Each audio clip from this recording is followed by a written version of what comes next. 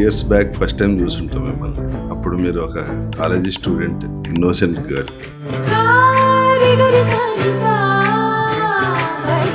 మిమ్మల్ని ఒక దశావతారంలో చూసా. నీకెందుకు అనిపించింది రాజా ఇలా ఒక పాడ్కాస్ట్ ఒకటి స్టార్ట్ చేయాలి అని? చాలా సింపుల్ అండి. ఎవరికి అనిపించినా ఆ సినిమాలు నీ వేషం బాగుంది, ఈ సినిమాలు నీ వేషం బాగుంది, బాగా చేసావు అంట్లా. నీ ఆ ఇంటర్వ్యూ భలే ఉంది, ఈ గేమ్ షో నీ ఫన్ బాగుంది, ఇలా అంటున్నారు. నువ్వు ఒక తాతగా ఉండి ఇంత యంగ్ గా ఎలా ఉండగలుగుతున్నారు? మనసులో ఏం లేకుండా మాడుతుంటే అందరూ యంగ్గానే ఉంటారు. మీ సినిమా షూటింగ్ జరిగేటప్పుడు ఏదైనా ఇన్సిడెంట్? పొద్దున 3 గంటలకు లేచి మా వంట ఆయన బ్రేక్ఫాస్ట్ చేసి పంపించేవాళ్ళు. Morning 3 o'clock.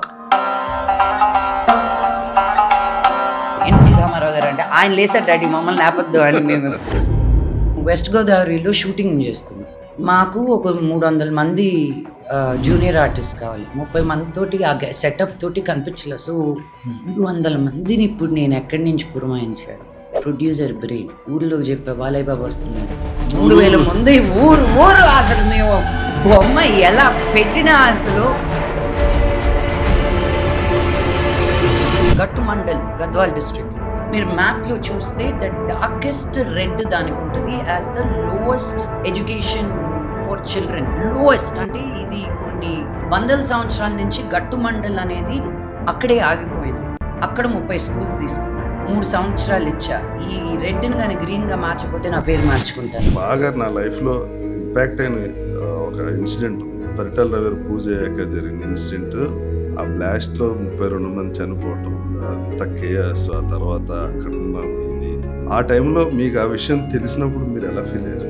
ఎక్కడున్నా లక్ష్మి, ఇలాగ డాడీకి బాంబ్ బ్లాస్ట్ అయింది, హాస్పిటల్లో అడ్మిట్ అయినట్టుంది, అన్నపూర్ణ స్టూడియోస్ వరకు వినిపించింది అంటే నాకు అర్థం కాల.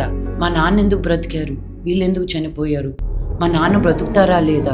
ఆయన ముందున్న కార్లో అందరూ చనిపోయారు, ఆయన వెనకున్న కార్లో అందరూ చనిపోయారు, ఆయన ఉన్న కార్లో వెనకాల ఉన్న బాడీ గార్డ్ చనిపోయారు. యూనో దేవుడు వచ్చి ఒక కవచం వేసినట్టే ఆయన మీద. అవునా? ఈటీవీ వ్యాన్ వచ్చి అడ్డుగా వచ్చింది. స్పిరిచువల్ జర్నీ ఎలా ఉంది ఇప్పుడు? రాజా, ఎందుకు మెడిటేషన్ ఇస్ ఇంపార్టెంట్ అంటే మనం బ్రెయిన్ 100% అనుకుంటే మన కాన్షియస్గా మనం చేసే operational thing in our life is only 7%. మిగతాదంతా అన్కాన్షియస్, సబ్ కాన్షియస్ మైండ్లోనే ఉంది.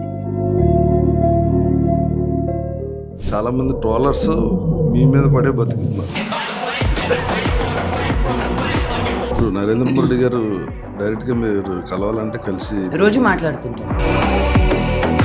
ఇండస్ట్రీకి వచ్చి నేను అప్పుడే 37-38 ఏళ్ళు అయింది. నాకు నిన్నగా మొన్న వచ్చినట్టు కొత్తగా ఉంటుంది ఇంకా కదా.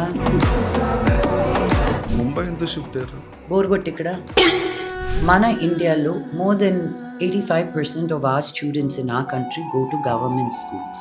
ఏదో ఈ పథకం ఆ పథకం అంటారు కానీ ఆ పథకాలని ఎవరు కరెక్ట్గా ఇంప్లిమెంట్ చేస్తున్నారు కూడా నిజంగా నాట్ షూర్. మేము సిటీస్లో నుంచి మోర్ ట్రైబల్ అండ్ అంగన్వాడీ డిస్ట్రిక్ట్స్లో కాన్సన్ట్రేట్ చేస్తున్నాం. 364 smart classrooms in 4 different states. So that is our goal and I really believe that in my lifetime ఒక బడిలో ఒక్కడు ఇన్స్పైర్ అయితే when he gets out ఆ ఊరిని తనే బాగా చేసుకుంటాడు. Great లక్ష్మి. అయ్యో రాజా, సీరియస్గా